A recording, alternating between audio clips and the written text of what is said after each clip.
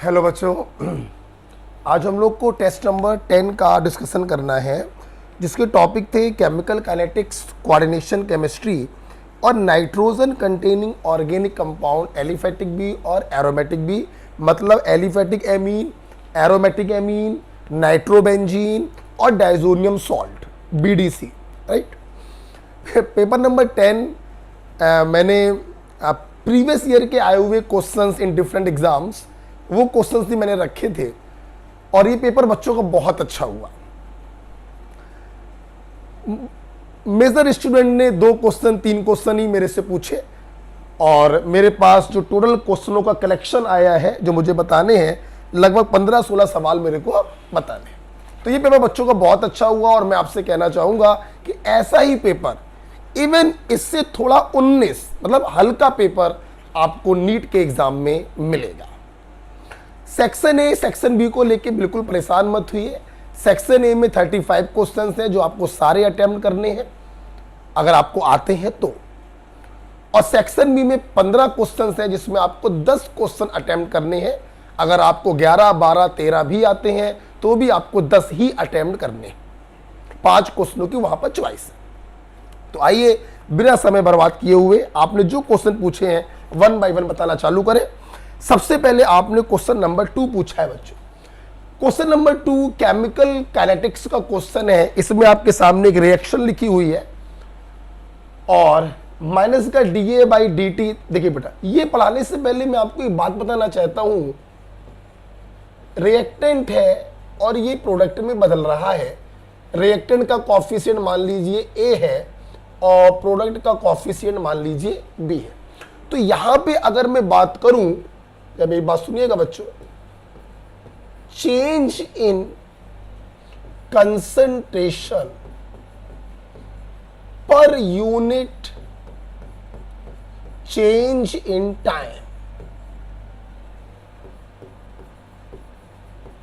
Is called.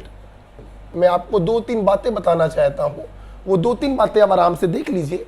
Change in concentration पर unit change in time is called rate of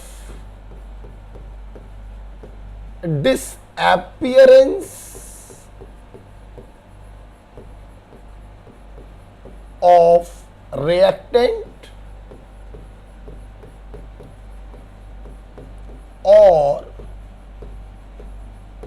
rate of formation of product।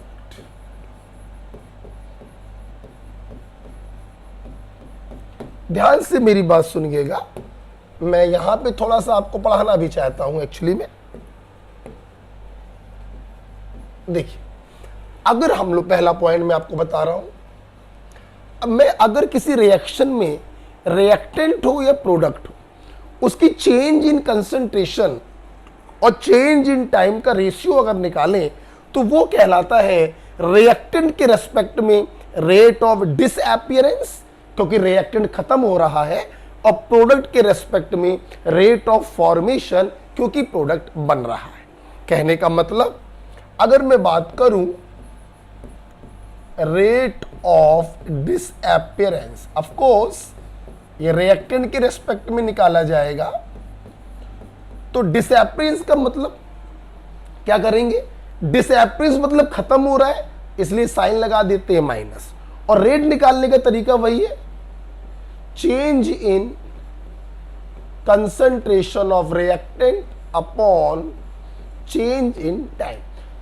Change को अपन लोग delta से भी लिखते हैं अगर बड़ा चेंज हो रहा है, और चेंज को हम लोग स्मॉल डी से भी लिखते हैं अगर छोटा चेंज हो रहा है तो। राइट। तो rate of disappearance is equal to change in concentration of reactant per unit change in time. Minus sign ये बता रहा है कि रिएक्टेंट लगातार कम हो रहा है। Right. Similarly rate of formation की अगर बात करें तो ये प्रोडक्ट के रेस्पेक्ट में निकाला जाएगा। फॉर्मेशन का मतलब प्रोडक्ट की कंसंट्रेशन बढ़ेगी तो साइन लगा देंगे प्लस, और रेट निकालने का तरीका वही है, change in concentration of product पर unit change in time. Okay बच्चों, तो एक पॉइंट तो मैंने आपको ये बताया। अच्छा, दूसरा पॉइंट मैं आपको बताना चाहूंगा about rate of reaction. Rate of reaction क्या होता है, ये दूसरा पॉइंट है, तो ध्यान रखिएगा। Rate of reaction is actually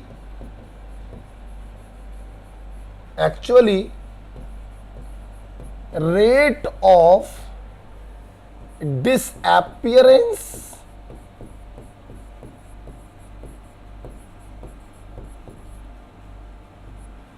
rate of reaction is actually rate of disappearance or formation per unit mole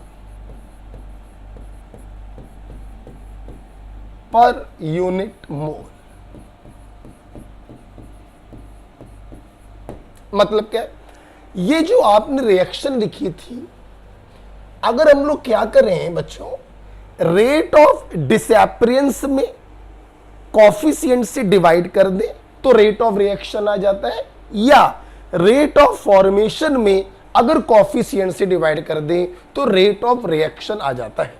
अर्थात इसके नीचे आप लिख लीजिएगा, मेरे पास जगह नहीं है, मैं ये वाला रब करना चाहूंगा इतना पॉइंट। जैसे मान लीजिए आपको इसके लिए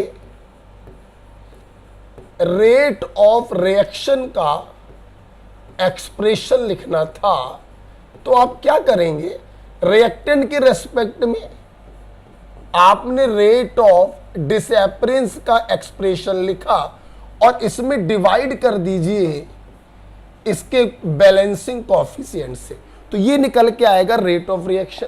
सिमिलरली रेट ऑफ रिएक्शन आप प्रोडक्ट के रेस्पेक्ट में भी निकाल सकते हैं, that is rate of formation of product, rate of formation of product divided by balancing coefficient, right. तो ये देखिए, यहां से बच्चों आपको ये सीखने को भी एक पॉइंट मिल गया कि अगर रिएक्टेंट और प्रोडक्ट को हमें इक्विलेट करना है, बराबर करना है, तो रेट ऑफ रिएक्शन के टर्म्स में बराबर किया जाता है। रेट ऑफ डिसएपीरेंस या रेट ऑफ फॉर्मेशन कभी भी सेम हो भी सकती है, नहीं भी हो सकती है, लेकिन रेट ऑफ रिएक्शन हमेशा सेम होता है। चाहे आप रिएक्टेंट के रेस्पेक्ट में निकालो, चाहे आप प्रोडक्ट के रेस्पेक्ट में निकालो, इन दोनों की वैल्यू क्या होगी, बराबर होगी, राइट। दिखाई पड़ रहा है सब? ओके बच्चों, तो मैं फिर से बोलना चाहूंगा, अगर चेंज इन कंसंट्रेशन पर यूनिट चेंज इन टाइम करते हैं तो रेट ऑफ डिसएपीरेंस या रेट ऑफ फॉर्मेशन आता है, और अगर इसमें बैलेंसिंग कॉफिशिएंट से डिवाइड कर दें तो ये रेट ऑफ रिएक्शन हो जाता है, जिनके मैग्नीट्यूड आपस में बराबर होते हैं, राइट। ओके बच्चों, अच्छा अब यहां पर मैं एक पॉइंट और बढ़ाना चाहूंगा अबाउट यूनिट ऑफ रेट। बच्चों, चाहे रेट ऑफ रिएक्शन बोलो या रेट ऑफ डिसएपीरेंस या फॉर्मेशन बोलो, यूनिट बच्चों सेम ही होगा। कंसंट्रेशन का यूनिट अपॉन टाइम का यूनिट, कंसंट्रेशन का यूनिट अपॉन टाइम का यूनिट, कंसंट्रेशन का यूनिट अपॉन टाइम का यूनिट, कंसंट्रेशन का यूनिट अपॉन टाइम का यूनिट।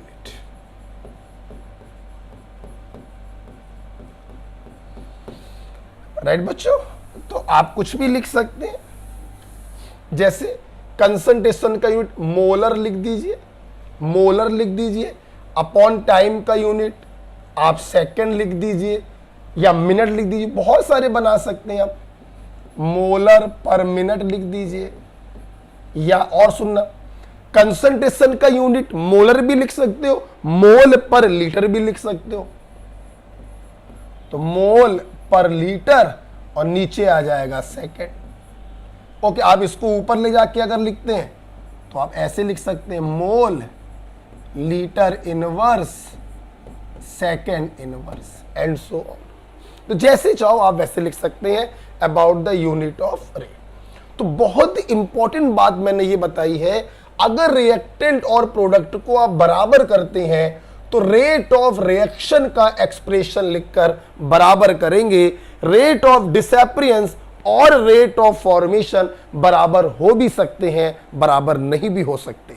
इसलिए जब कभी किसी रिएक्शन में रिएक्टेंट या प्रोडक्ट को या दो लोगों को बराबर करना होता है तो रेट ऑफ रिएक्शन का एक्सप्रेशन लिखकर बराबर किया जाता है। यह सबसे महत्वपूर्ण बात है और यहीं पर मैंने यूनिट ऑफ रेट के बारे में आपको बताया।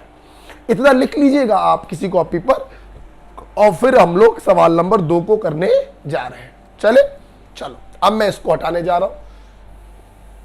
देखिए क्वेश्चन नंबर 2 क्या है।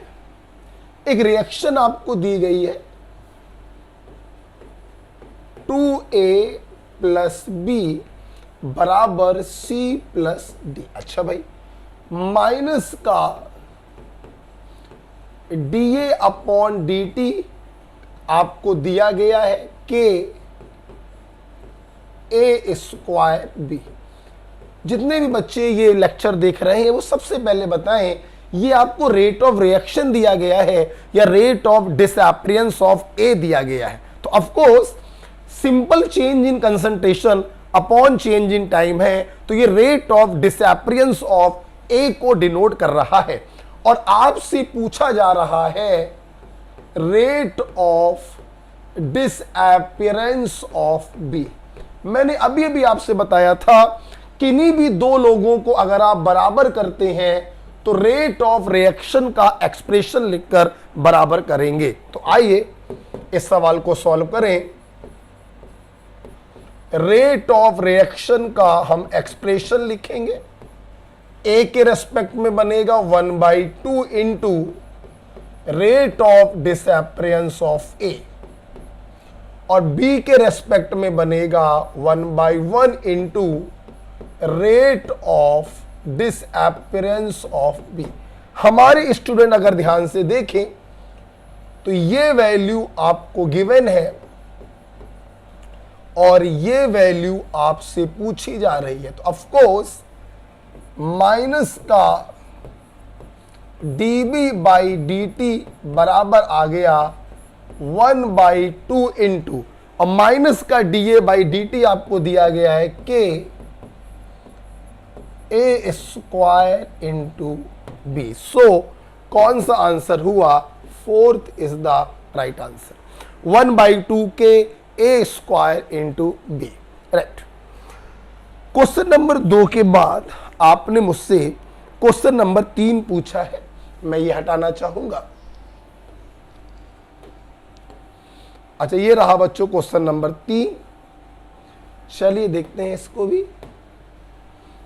आइए, for the reaction 2A + B बराबर 3C the concentration of A। अच्छा, एक्सप्रेशन लिखना पड़ेगा 2A + B बराबर 3C।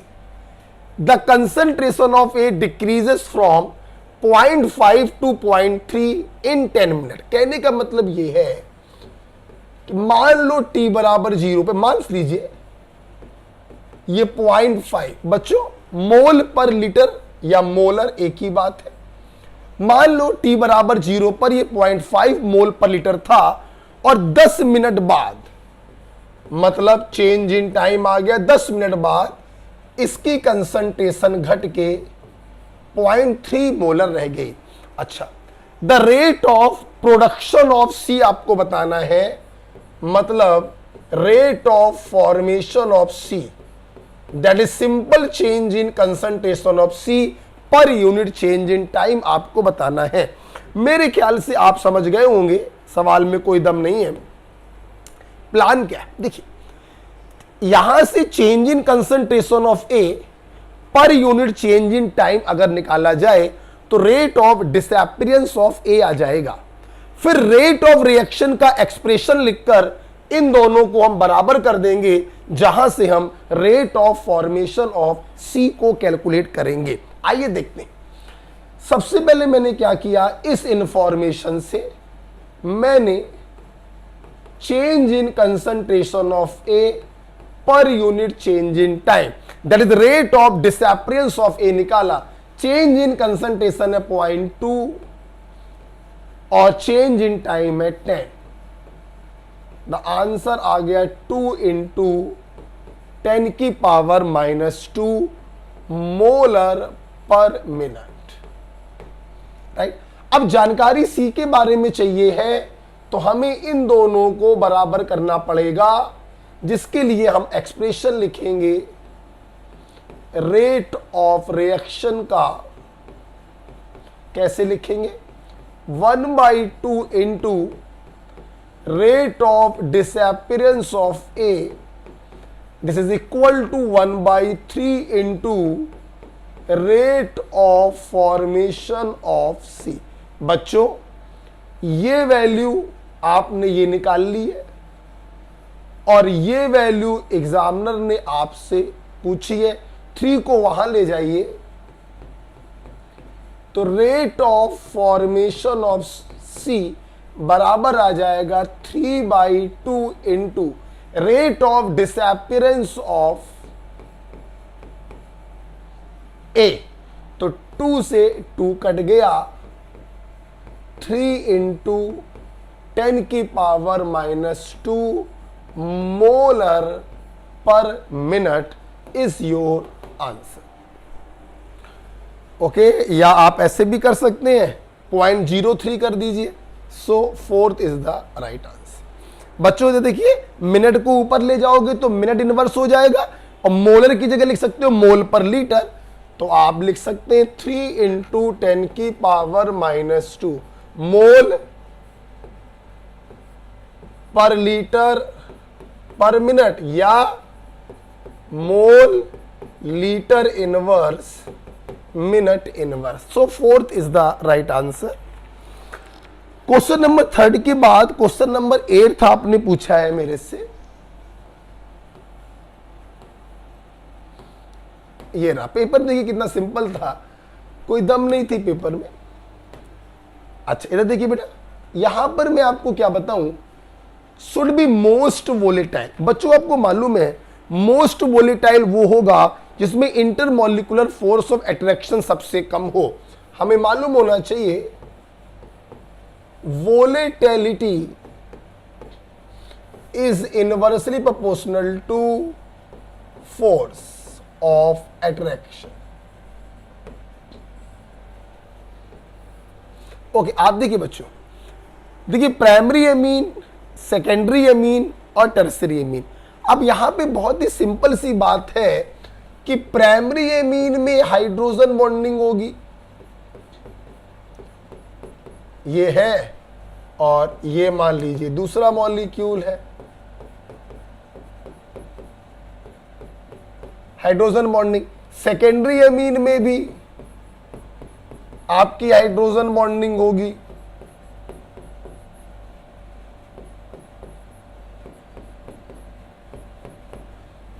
ठीक है।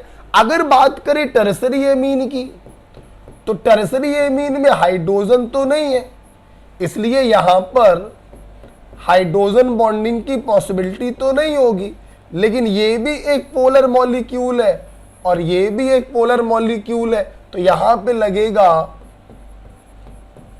डाइपोल डाइपोल इंटरेक्शन, जबकि यहां पर भी हाइड्रोजन बॉन्डिंग है और यहां पर भी हाइड्रोजन बॉन्डिंग है। ओके, जबकि देखिए ये जो प्रोपेन आपको दिया गया है, प्रोपेन एक नॉन पोलर मॉलिक्यूल है और नॉन पोलर मॉलिक्यूल में लगते हैं सबसे कमजोर force week wonder wall force. तो सबसे कमजोर फोर्स लग रहा है 4th में, फोर्स होगा सबसे कम, वोलेटिलिटी होगी सबसे ज्यादा, आंसर क्या होगा 4। ओके, अगर मैं वोलेटिलिटी का आपसे ऑर्डर पूछता तो ऑफ कोर्स 4th की वोलेटिलिटी सबसे ज्यादा होती, टर्सरी एमीन की उससे कम होती, सेकेंडरी एमीन की उससे कम होती, और प्राइमरी एमीन की सबसे कम होती। तो वोलेटिलिटी सबसे ज्यादा होता 4th वाले का, उससे कम सेकंड वाले का, उससे कम थर्ड वाले का, और सबसे कम वोलेटिलिटी होगी फर्स्ट वाले की, क्योंकि वो प्राइमरी एमीन है, हाइड्रोजन बॉन्डिंग बहुत ज्यादा होगी। इसके बाद आपने क्वेश्चन नंबर 10 पूछा है, ये सामने, ये 10 आपके सामने ही दिया है। देखिए आपसे इन्होंने हाइब्रिडाइजेशन, शेप और मैग्नेटिक मूवमेंट पूछा है K2CuCN का होल 4। वेरी सिंपल, सब लोग देखेंगे। K2CuCN का होल 4। बच्चों आपको मालूम होगा यहां पे कॉपर का ऑक्सीडेशन नंबर +2 है and cyanide is a strong field ligand. मतलब ये पेयरिंग करवाएगा। क्या करवाएगा? पेयरिंग करवाएगा। अनपेयर्ड इलेक्ट्रॉनों की पेयरिंग करवाएगा स्ट्रॉन्ग फील्ड लिगेंड। देखिए बच्चों, कॉपर की अगर हम लोग बात करें, कॉपर होता है 4s1 3d10, राइट, वैलेंशियल कॉन्फ़िगरेशन, क्योंकि कॉपर का एटॉमिक नंबर होता है 29। एक्सेप्शन वाला केस है 4s2 3d9 आया होगा, फिर s का एक इलेक्ट्रॉन जंप मार के 3d में चला गया होगा। हमें बनाना है Cu+2 का। एक इलेक्ट्रॉन यहां से निकलेगा, एक इलेक्ट्रॉन वहां से निकलेगा, ये 0 हो जाएगा और ये 9 हो जाएगा। Is it clear dear? चलिए, ऑफकोर्स 4p भी आगे पड़ा होगा, वो तब तो 0 होगा। अच्छा, पहले बनाएंगे अंदर वाला। 1 2 3 4 5।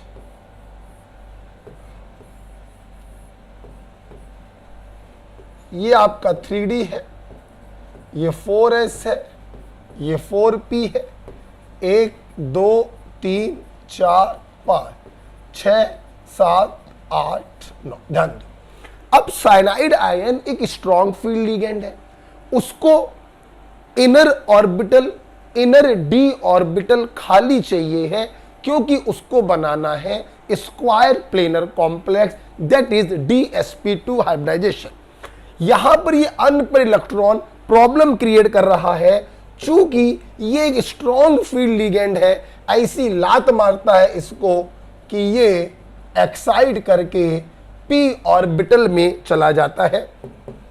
क्यों? जो स्ट्रॉन्ग आदमी होता है वो किसी के बाप की नहीं सुनता, वो सिर्फ अपनी ही सुनता है, अपने बाप की भी नहीं सुनता है। ठीक है, तो इस प्रकार से आप देख सकते हैं, और ये प्रकृति का नियम है। इसलिए बच्चों स्ट्रॉन्ग बनिए, और ये आज से नहीं है, भगवान राम के जमाने से, राम काल से, त्रेता युग, सतयुग से है। स्ट्रॉन्ग आदमी की सबको सुननी पड़ती है, इसलिए अपने आप को स्ट्रॉन्ग बनाए। सर कैसे स्ट्रॉन्ग बनाए? डंबल उठा के बनाए? नहीं, डंबल उठाने से वो मजबूती नहीं आएगी बच्चों, जो ज्ञान बढ़ाने से मजबूती आएगी। इसलिए ज्ञान बढ़ाइए। ज्ञान ही एक ऐसा परमाणु बम है जो हर समय आपके साथ रहेगा और आपको कोई दबा नहीं पाएगा, आपको कोई हरा नहीं पाएगा।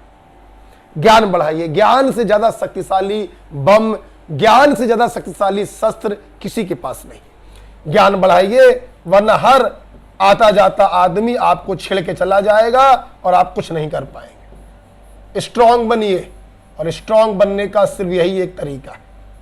ये देखिए बच्चों, और ये देखिए साइनाइड को 4 एम्प्टी ऑर्बिटल्स मिल गए, तो हाइब्रिडाइजेशन बच्चों आ गया। DsP2 सेफ हो गई स्क्वायर प्लेनर, अनपेयर्ड इलेक्ट्रॉन एक है, होगा पैरामैग्नेटिक। मैग्नेटिक मूवमेंट आएगा 1 पॉइंट कुछ, ट्रिक आपको मालूम होगी। तो आप बताइए कौन सा आंसर सही हुआ? DsP2 स्क्वायर प्लेनर आए, एक ही तो अनपेयर्ड है ना। DsP2 स्क्वायर प्लेनर 1.73 आएगा, कोई आंसर नहीं है बच्चों, गलती से लिख गया है, करेक्शन है बच्चों, ये आंसर सेकेंड ही होगा, और ये करेक्शन कर लीजिएगा, ये स्क्वायर प्लेनर होगा। ओके, तो DsP2 स्क्वायर प्लेनर और 1.73 बोहर मैग्नेटॉन, इसका मैग्नेटिक मूवमेंट होगा। इसमें करेक्शन है बच्चों।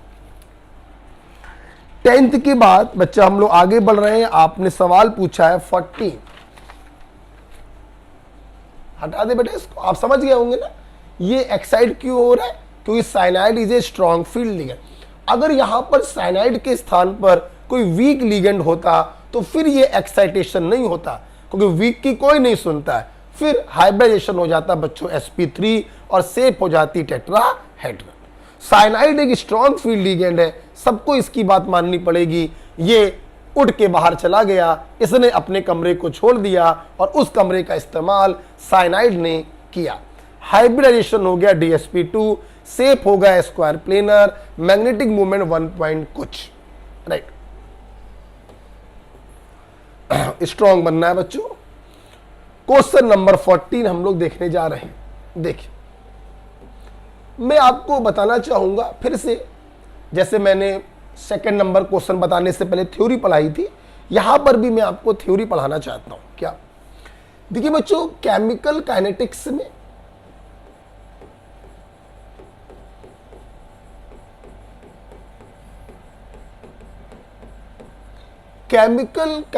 वाले चैप्टर में कभी भी आपको इंफॉर्मेशन गिवन, रेट की इंफॉर्मेशन दी हो और कंसंट्रेशन की इंफॉर्मेशन दी हो, और बच्चों आपसे पूछा हो, चाहे बच्चों ऑर्डर ऑफ रिएक्शन पूछा हो या उन्होंने रेट लॉ एक्सप्रेशन आपसे पूछा, ये आस इंफॉर्मेशन क्या दी जाती है, रेट और कंसंट्रेशन में आपस में क्या बातचीत हो रही है वो बताया जाता है, और ऑर्डर ऑफ रिएक्शन या रेट लॉ एक्सप्रेशन आपसे पूछा जाता है। देखिए, अगर कभी ऐसा हो तो आप यहां पर क्या करेंगे, सबसे पहले हम लोग क्या करते हैं, यहां पर एक हाइपोथेटिकल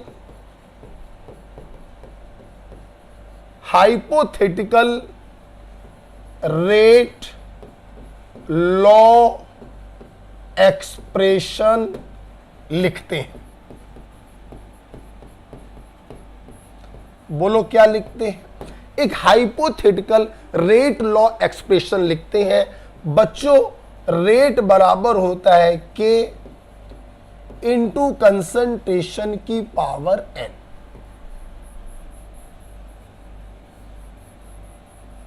यहां पर बच्चों के को हम लोग कहते हैं रेट कांस्टेंट,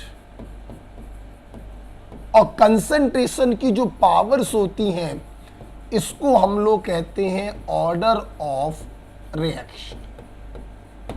सबसे पहले आप ये पॉइंट समझिए, कभी भी रेट वर्सेस कंसंट्रेशन का इंफॉर्मेशन दिया हो और या तो ऑर्डर ऑफ रिएक्शन पूछा हो या फिर रेट लॉ एक्सप्रेशन आपसे पूछा हो, कभी भी इस प्रकार का आपको क्वेश्चन दिखाई पड़े, सबसे पहले हम लोग हाइपोथेटिकल रेट लॉ एक्सप्रेशन लिखते हैं कुछ इस प्रकार से। ओके, आर का मतलब रेट होता है, रेट ऑफ रिएक्शन, के होता है रेट कांस्टेंट, और कंसंट्रेशन की जो पावर्स होती हैं उसे हम लोग ऑर्डर ऑफ रिएक्शन कहते हैं। अच्छा, अगर बच्चों आपको कोई रिएक्शन दी जाती है a प्लस बी बराबर सी प्लस डी, तो आप इसी चीज को ऐसे लिख दिया करो कि मान लो दो रिएक्टेंट है, तो a की पावर अल्फा लिख दिया और b की कंसंट्रेशन की पावर बीटा लिख दिया। अगर आपको रिएक्शन नहीं दी गई है तो हाइपोथेटिकल एक्सप्रेशन ऐसे लिख दिया करो। अगर रिएक्शन आपको दी गई है तो हाइपोथेटिकल एक्सप्रेशन ऐसे लिखा करो, ए की कंसंट्रेशन की पावर अल्फा और बी की कंसंट्रेशन की पावर बीटा। अब यहां पे अल्फा बीटा क्या है, यहां पे अल्फा बीटा वही है, order of reaction with respect to A and B. A और बी के रेस्पेक्ट में ऑर्डर ऑफ रिएक्शन है अल्फा और बीटा। अगर हम लोग यहां पर बात करें ओवरऑल ऑर्डर क्या होगा, तो of course overall order n होता है, जो बराबर हो जाएगा अल्फा प्लस बीटा। राइट बेटा, तो मैंने आपको ये बात बताई। अब आइए इस इंफॉर्मेशन के आधार पर क्वेश्चन नंबर 14 आपने मुझसे पूछा था, वो मैं करने जा रहा हूं। मैं इसको हटाने जा रहा हूं, लिख लीजिएगा बच्चों। देखिए, क्वेश्चन ये दिया गया है a plus B is equal to C. अच्छा, it is found that doubling the concentration of A rate increases 4 times. आप ये सेंटेंस पढ़ के इतना समझ चुके हैं कि यहां पे कंसंट्रेशन और रेट का इंफॉर्मेशन दिया जा रहा है और लास्ट में देखिए आपसे ओवरऑल ऑर्डर ऑफ रिएक्शन पूछा जा रहा। तो सबसे पहले एक काम आप क्या करिए, चूंकि रिएक्शन आपको दी गई है, आपने हाइपोथेटिकल रेट लॉ एक्सप्रेशन बनाया a की पावर अल्फा और b की पावर बीटा। अब समझना, अगर ओवरऑल ऑर्डर आपको बताना है तो अल्फा और बीटा की वैल्यू आपको पता करनी पड़ेगी। उन दोनों वैल्यू को जोड़ दोगे तो ओवरऑल ऑर्डर n की वैल्यू आ जाएगी। कुछ मत करिए बच्चों, जैसा क्वेश्चन बोलता जाए वैसा करते जाओ। जैसे केस नंबर 1, क्या जो क्वेश्चन बोले वो करो। Doubling the concentration of A rate increases 4 times, मतलब रेट हो गई है 4 गुनी। कब? जब तुमने ए की कंसंट्रेशन को डबल किया।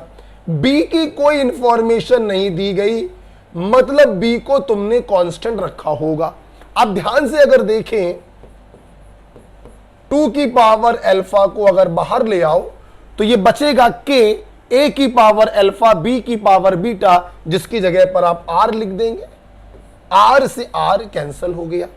4 को लिख सकते हो 2 की पावर 2 बराबर 2 की पावर अल्फा। अल्फा की वैल्यू कितनी आ गई? 2। बहुत ही सिंपल होता है, जैसा क्वेश्चन बोले वैसे कर दीजिए। दूसरी लाइन पढ़िए, doubling the concentration of B doubles the reaction rate. दूसरा सेंटेंस क्या कह रहा है? रेट डबल हो रही है। कब डबल हो रही है? जब ए को तो मैंने सेम रखा है लेकिन बी को मैंने डबल कर दिया। जैसा क्वेश्चन बोलता जाए वैसा करते जाओ। 2 की पावर बीटा को बाहर निकालो, यहां बचेगा आर। आर से आर कट गया। 2 की पावर यहां पर 1 है तो बीटा इक्वल टू आ गया 1। ओके, अल्फा इक्वल टू 2 आ गया, बीटा इक्वल टू 1 आ गया। तो बच्चों ओवरऑल ऑर्डर कितना आ गया? Alpha plus beta is equal to 3। This is the overall order. So the answer is 3। बहुत ही सिंपल। इसकी ट्रिक भी होती है, बट ट्रिक अभी हम बताना नहीं चाहते हैं आपको। मैं आपको सिंपल कंसेप्चुअल बताना चाहता हूं और बहुत ही सिंपल होता है conceptual. Hypothetical rate law expression आप लिख लीजिए। अब जैसा जैसा एग्जामिनर बोलता जाए वैसा वैसा करते जाओ, अल्फा और बीटा की वैल्यू आ जाएगी। अगर इस क्वेश्चन में वो आपसे पूछते बताइए इस इंफॉर्मेशन के आधार पे बताइए इसका रेट लॉ एक्सप्रेशन क्या बनेगा, तो इसका रेट लॉ एक्सप्रेशन बन जाता कि ए की पावर अल्फा, अल्फा आ चुका था 2 और बी की पावर बीटा, बीटा आ चुका था 1। ये हो जाता इसका रेट लॉ एक्सप्रेशन। ये हो जाता इसका rate law expression. That's it. Overall order कितना हो गया? 2 और 1 3 हो गया।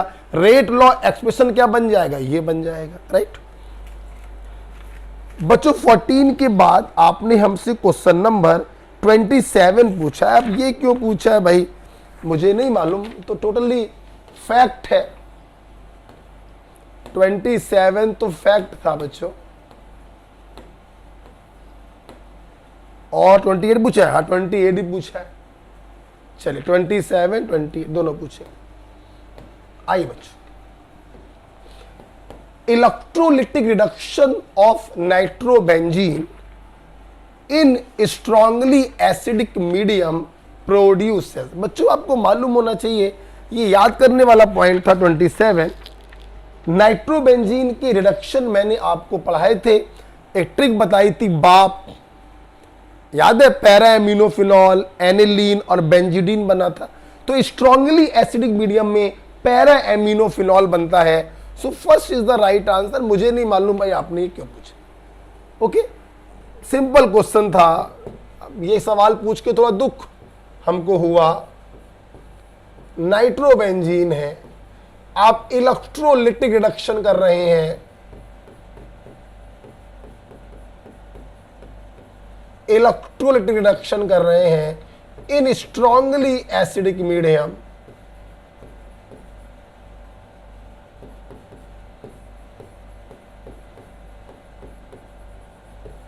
इन स्ट्रांगली एसिडिक मीडियम आपको पैरा एमिनोफिनॉल मिलेगा।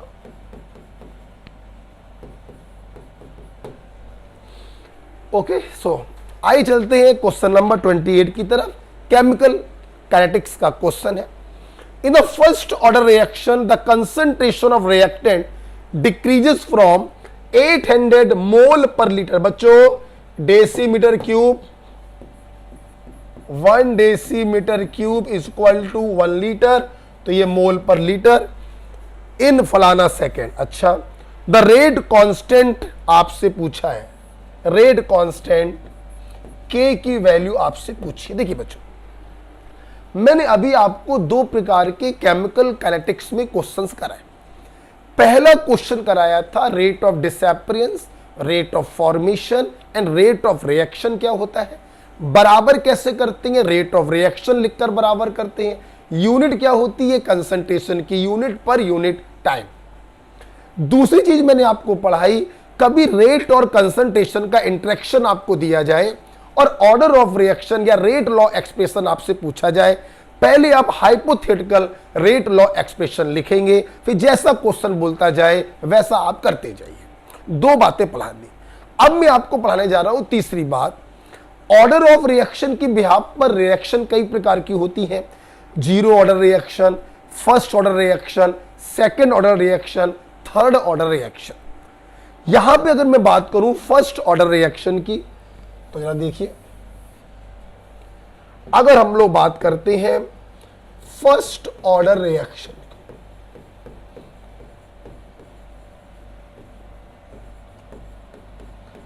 फर्स्ट ऑर्डर रिएक्शन का मतलब है कि rate of reaction depends on concentration की power 1, that's it.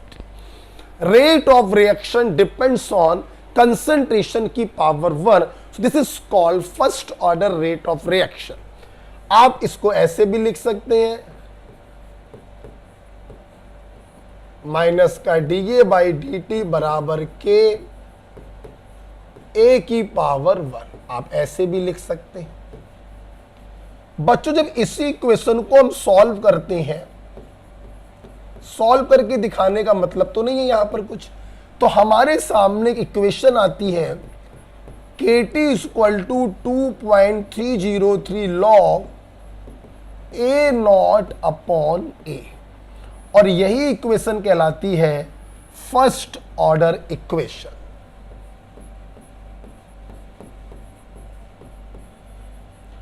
First order equation के वही है रेट कांस्टेंट,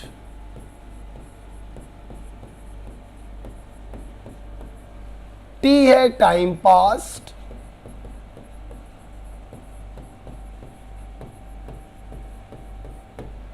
A0 है इनिशियल कंसंट्रेशन ऑफ रिएक्टेंट, और A है final concentration of reactant after time T, कि T समय पश्चात रिएक्टेंट की कंसंट्रेशन कितनी बची है, दैट इज A। आप जरा कॉपी पर इसको लिख लीजिएगा। फर्स्ट ऑर्डर रिएक्शन का एक्सप्रेशन मैंने आपको ये बताया है। बच्चों ये याद हो तो ज्यादा अच्छा रहता है, याद ही करना पड़ता है इसको, मेरे को भी याद ही है, आपको भी याद ही करना पड़ेगा। अच्छा, किताबों में हो सकता है यहां पर ऐसे भी लिखा मिल जाता है, ध्यान रखिएगा। किताबों की अगर बात करें तो किताबों में जो बुक्स होती हैं उसमें A0 की जगह पर A लिखा मिलता है और A की जगह पर a माइनस एक्स लिखा मिलता है। तो a upon a minus x वो किताबी भाषा हो जाती है। आप ऐसे भी लिख सकते हैं, आप ऐसे भी लिख सकते हैं। अगर ये आपने लिख लिया है तो अब मैं अगला क्वेश्चन बताने जा रहा हूं। ठीक है, देखिए क्वेश्चन आपको दिया गया है, कोई फर्स्ट ऑर्डर रिएक्शन है,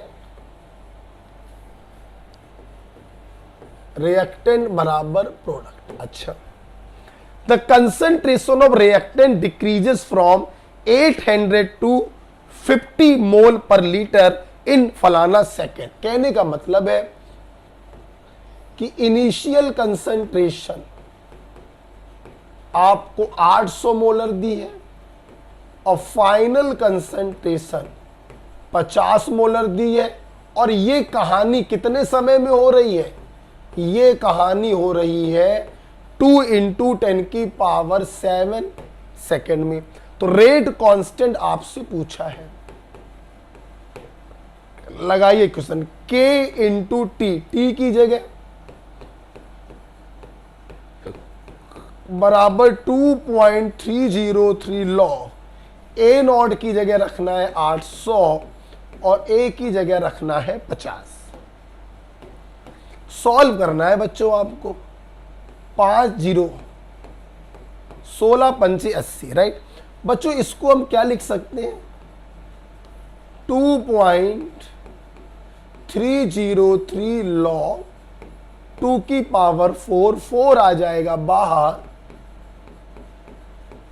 अंदर बचेगा log 2, log 2 की वैल्यू 0.3010।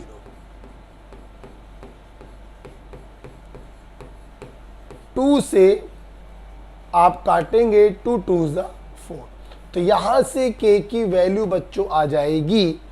आप इसको सॉल्व कर लीजिएगा। 2 दूनी 4, 4 3 12, लगभग 1.3 × 10⁻⁻7 सेकेंड इनवर्स होगा। बहुत ही सिंपल क्वेश्चन था।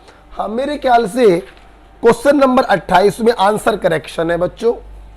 आंसर तो इसका थर्ड ही है बेटा,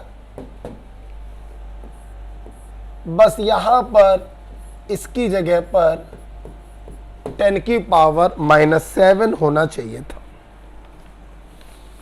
राइट बेटा।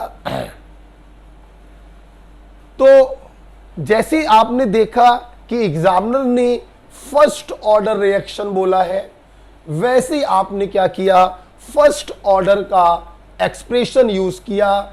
K × T बराबर 2.303 log A not upon A। Solve करिए, K की वैल्यू आ गई। एक बात ध्यान रखिए, फर्स्ट ऑर्डर रिएक्शन में K का जो यूनिट होता है वो हमेशा टाइम इनवर्स ही आता है। आपने टाइम रखा है सेकंड में, तो K का यूनिट आया है सेकंड इनवर्स। तो 28 का बच्चों आंसर हो गया थर्ड। थोड़ा सा करेक्शन था, मैं मानता हूं। ओके, आगे बढ़े। 28 के बाद आपने क्वेश्चन नंबर 30 पूछा है। ये लीजिए भाई, क्वेश्चन नंबर 30 आपके सामने है। अगेन देखिए, इन्होंने फर्स्ट ऑर्डर शब्द का इस्तेमाल किया। फर्स्ट ऑर्डर रिएक्शन जैसे इन्होंने बोला, आपने तुरंत अपनी इक्वेशन लगा दी। KT बराबर 2.303 log A not upon A। सुना बच्चों, is half completed in 45 minute. बच्चों आपने सुना होगा, आधा रिएक्टेंट खत्म होने में जितना समय लगता है उसे हम हाफ लाइफ पीरियड कहते हैं। तो what is half life? T के नीचे हाफ लिख देते हैं। The time interval in which half of the reactant consumed या decay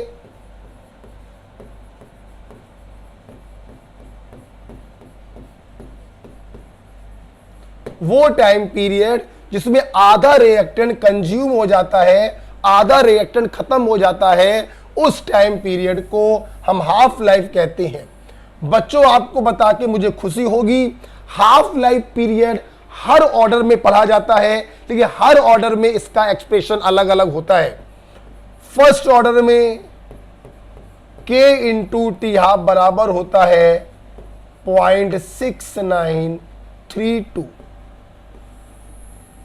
ये बच्चों याद होना चाहिए।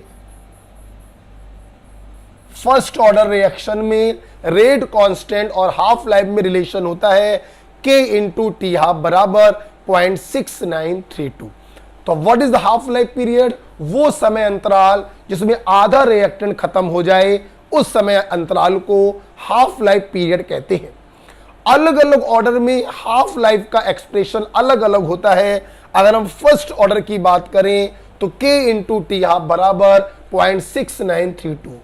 ये किसके लिए ऑर्डर लिखा गया है? For first order reaction. आइए अब इस सवाल को करते हैं।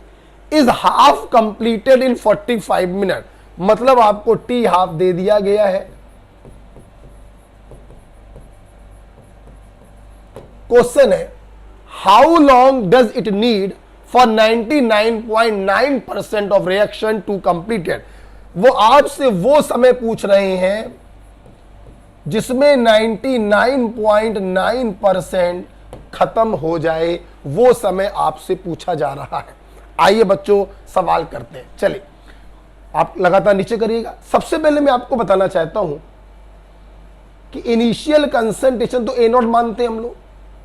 अब बात करें बची कंसंट्रेशन क्या मानोगे? 99.9% खत्म हो गया तो बचा कितना? 0.1%। तो बची हुई कंसंट्रेशन होगी इनिशियल कंसंट्रेशन का 0.1%। दैट इज A0 इंटू 10 की पावर -3। दिखाई पड़ रहा है ये चीज? A0 इंटू 10 की पावर, बस बच्चों कुछ नहीं। देखो बेटा k की जगह क्या रख दोगे? 0.6932 अपॉन टी हाफ 45 इंटू कौन सा टाइम निकालना है? ये वाला टाइम निकालना है, इसको यहां रख दीजिए। A0 की जगह A0 और A की जगह रख दीजिए आप ये वाली वैल्यू। सॉल्व करिए, आपका 99.9% निकल कर आ जाएगा। चलिए सॉल्व करके देखते हैं। आइए k की जगह रखेंगे 0.6932 अपॉन टी हाफ। ध्यान रखिए टी हाफ आपने मिनट में रखा है, तो ये जो टाइम पीरियड निकल कर आएगा ये भी मिनट में निकल कर आएगा।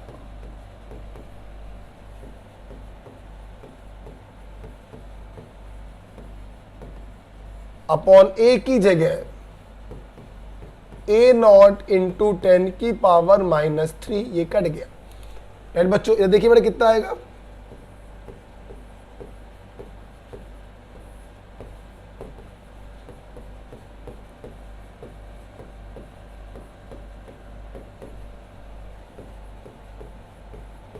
बच्चों 10 की पावर -3 ऊपर जाएगा, 10 की पावर 3 हो जाएगा, 3 आ जाएगा बाहर,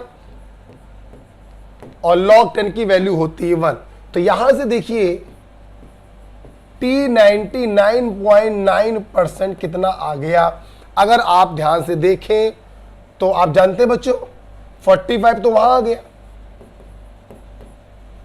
अच्छा, इससे जब आप ये काटेंगे तो 0.3 आएगा, और इससे जब आप ये काटेंगे 10 आएगा। तो सीधे मैं आंसर लिख रहा हूं 450 मिनट।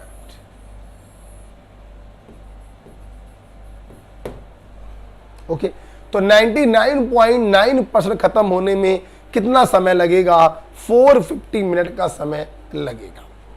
राइट बेटा, तो कौन सा आंसर हुआ? अच्छा, आवर में दिया गया है, कोई बात नहीं। आवर को मिनट में बदलने के लिए 60 से मल्टीप्लाई करेंगे तो जिसमें भी 450 आ जाए। आप देखिए 7 दूनी 14 और 1 15, 15/2, 15 तिहाई 45। थर्ड आंसर होगा। तो बहुत ही सिंपल क्वेश्चन होते हैं फर्स्ट ऑर्डर काइनेटिक्स के। अगर आपको उसकी इक्वेशन मालूम है K इंटू टी बराबर 2.303 log A not upon A. K और हाफ लाइफ में रिलेशन क्या होता है, तो K इंटू टी हाफ बराबर 0.6932। ए नॉट होता है इनिशियल कंसंट्रेशन और ए होता है फाइनल कंसंट्रेशन। अच्छा, अब इस क्वेश्चन का एक डायरेक्ट अगर मैं तरीका आपको बताऊं तो देखिए, for first order reaction, for first order reaction, time required for 50% completion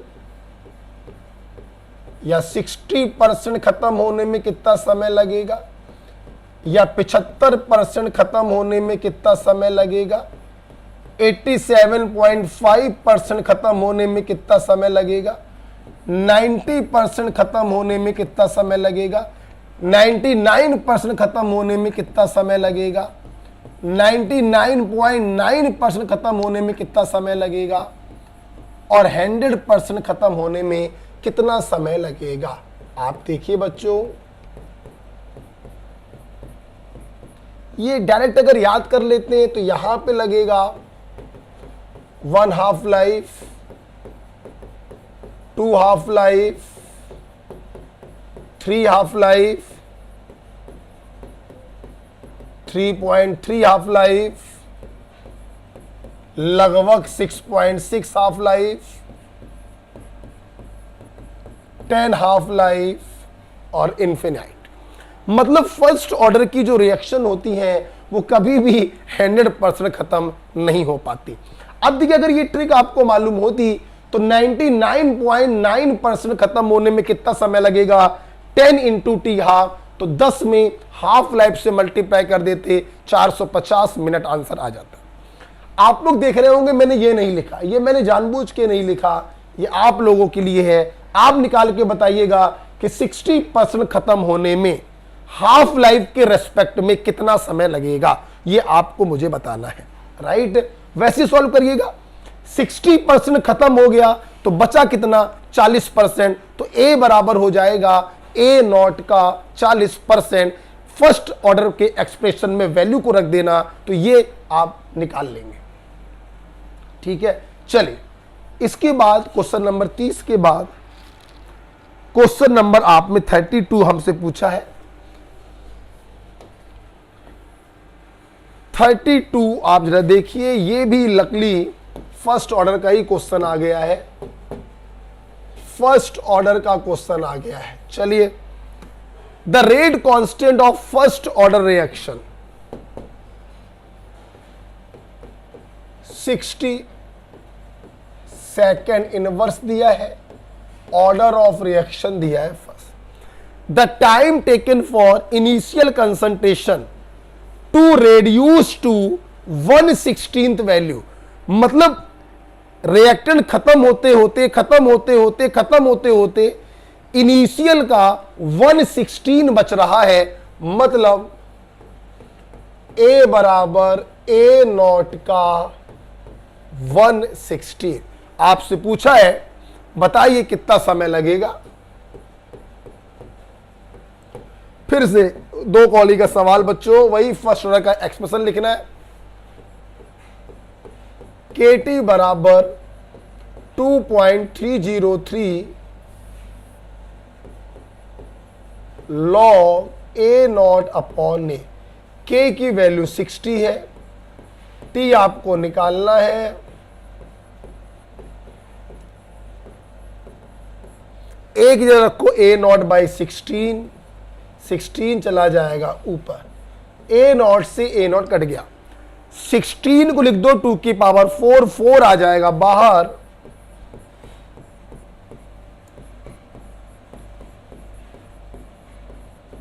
log 2 की वैल्यू होती है 0.3। सॉल्व कर लीजिए बच्चों, आंसर आ जाएगा। कितना आएगा, 4 से कटेगा 15 चौको 60 होता है ना बच्चों, ठीक तो कर रहे हैं ना। दशमलव हटेगा, यहां पे 0 आएगा, 3 × 5 = 15, 50। तो टाइम आ गया 2.303 अपॉन 50 सेकंड में आएगा, क्योंकि रेट कांस्टेंट आपने सेकंड इनवर्स में रखा है। डिवाइड करो कितना आएगा 0.04 first is the right answer. तो 32 का बच्चों आंसर क्या हो जाएगा फर्स्ट। मैं बार बार देखिए, मैं बार बार क्या कर रहा हूं, फर्स्ट ऑर्डर का एक्सप्रेशन मैं यूज कर रहा हूं,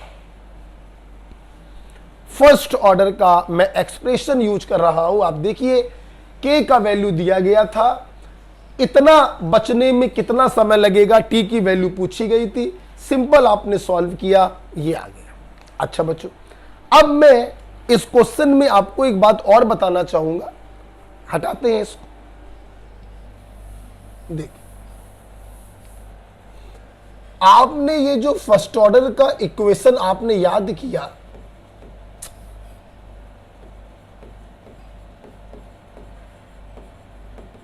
ये बच्चों इसका एक अल्टरनेट मेथड भी होता है।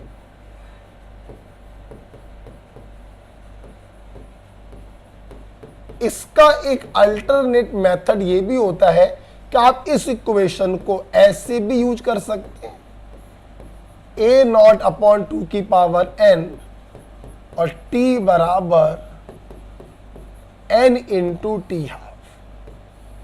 ध्यान रखिएगा, इस यहां पर रखा गया स्मॉल t और यहां पर रखा गया कैपिटल T, एक ही बात है।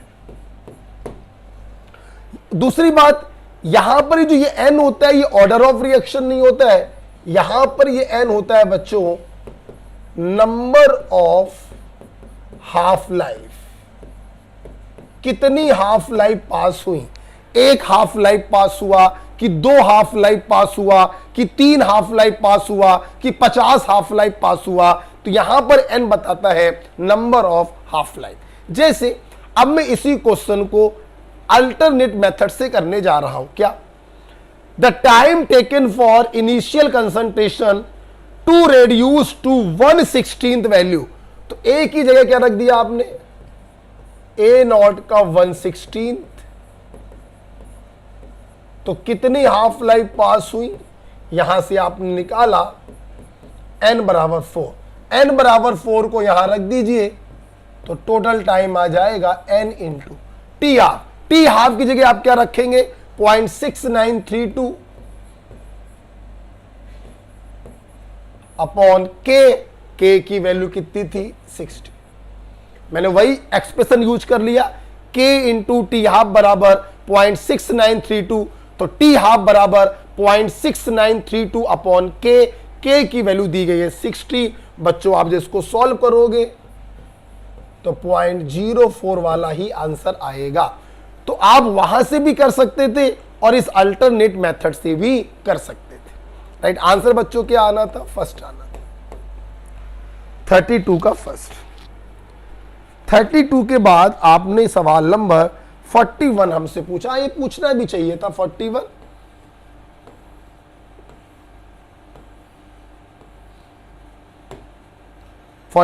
पूछा है, हाँ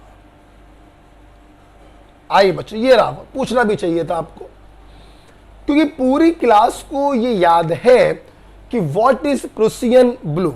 आपको मालूम है प्रूसियन ब्लू क्या होता है,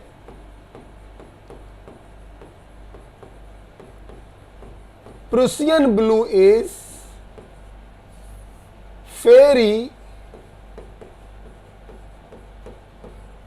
फेरो साइनाइड।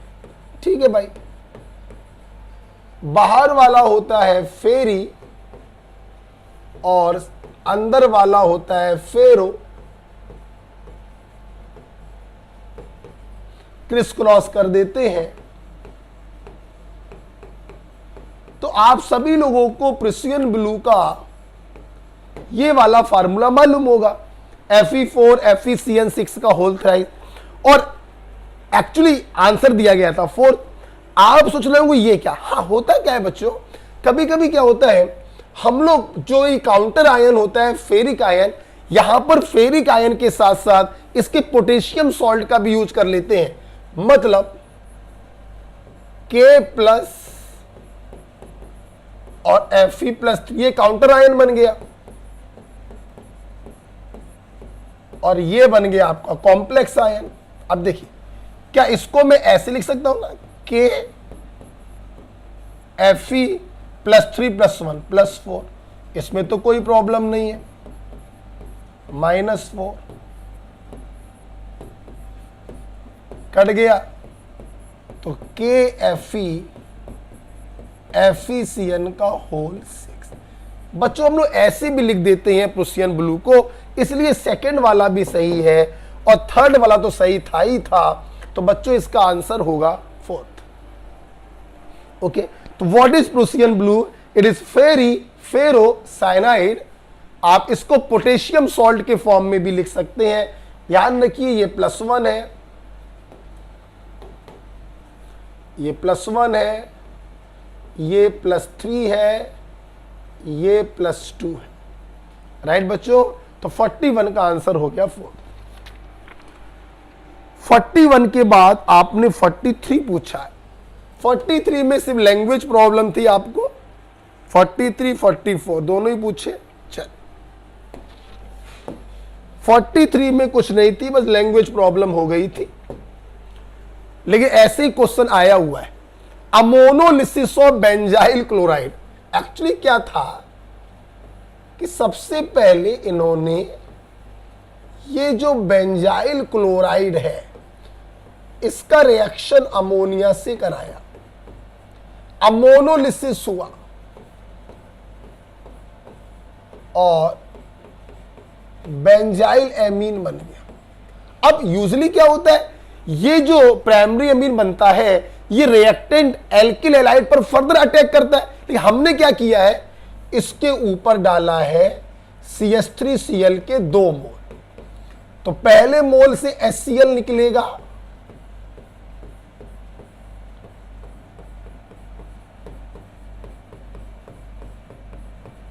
सेकेंडरी एमीन बनेगा।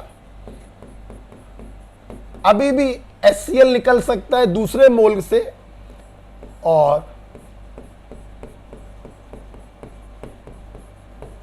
ये बनेगा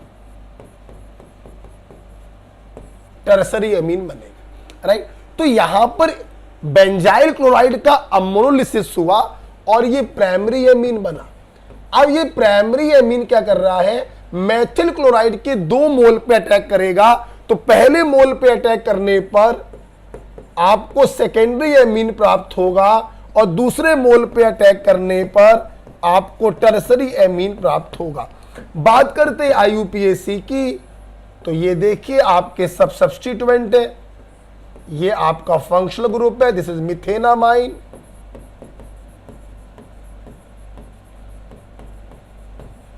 ये N मिथाइल तो N, N dimethyl phenyl methenamine. तो N, N dimethyl phenyl methenamine, third is the right answer. तो जिन भी बच्चों ने ये क्वेश्चन पूछा एक्चुअली वो थोड़ा सा कंफ्यूज हो गए कि ammonolysis of benzyl chloride with 2 moles of CH3Cl, तो बच्चा थोड़ा सा लैंग्वेज में कंफ्यूज हो गया। एक्चुअली में इसका मतलब ये था, पहले बेंजाइल क्लोराइड की रिएक्शन अमोनिया से कराकर प्राइमरी अमीन बना रहे हैं, फिर उस प्राइमरी अमीन का reaction 2 mole of methyl chloride से कराया जा रहा है। राइट बच्चों, चल ऑफ कोर्स 44 में आंसर करेक्शन है बच्चों, आंसर करेक्शन है, आंसर करेक्शन है 44 में। पोटेशियम फेरोसाइनाइड K4FeCN6, जब आप इसको पानी में डालेंगे तो 4 आपको मिलेंगे पोटेशियम आयन और 1 आपको मिलेगा कॉम्प्लेक्स आयन। तो टोटल कितने मिलेंगे, 5 आयन मिलेंगे। अगर आपने 4th ऑप्शन टिक किया है तो आप अपने में 5 नंबर ऐड कर लीजिएगा। ओके, इस हिसाब से आपका टेस्ट नंबर 10 जो है वो खत्म होता है। ओके बच्चों, ओके, तो आई होप यहां से आपने केमिकल काइनेटिक्स के 3-4 प्रकार के क्वेश्चन भी हमसे देख। ओके चलो, ओके बेटा। और हाँ बेटा, ये जो पेपर होगा इस वीडियो के डिस्क्रिप्शन बॉक्स में जो लिंक है उसमें होगा, ठीक है, वहां से आप डाउनलोड कर सकते हो। ठीक, ओके बेटा, थैंक यू।